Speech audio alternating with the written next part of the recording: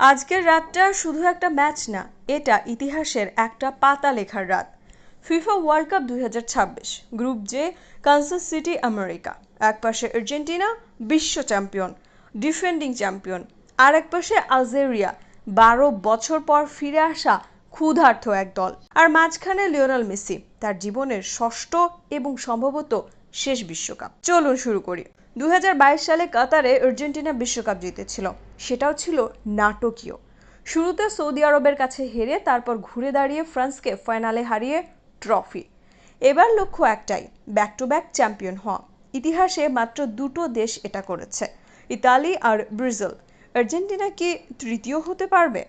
অন্যদিকে আলজেরিয়া 2014 এর পর এই প্রথম বিশ্বকাপে তারা কোয়ালিফাইংয়ে দুর্দান্ত খেলেছে।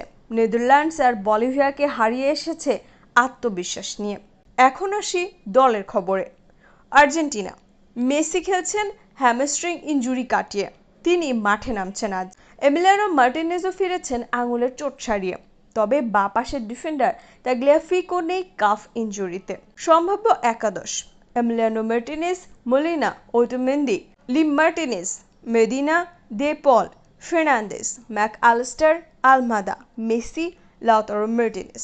আলজেরিয়া, রিয়াদ মাহরেজ ক্যাপ্টেন, অভিজ্ঞ বিপজ্জনক। মুহাম্মদ আমোরা গোলের ঘ্রাণ পান, কিন্তু ডিফেন্ডার বেনসেবাইনি নেই আঙুলের চোটে। এই ম্যাচে মূল লড়াইটা কোথায় হবে? মিডফিল্ড যুদ্ধ।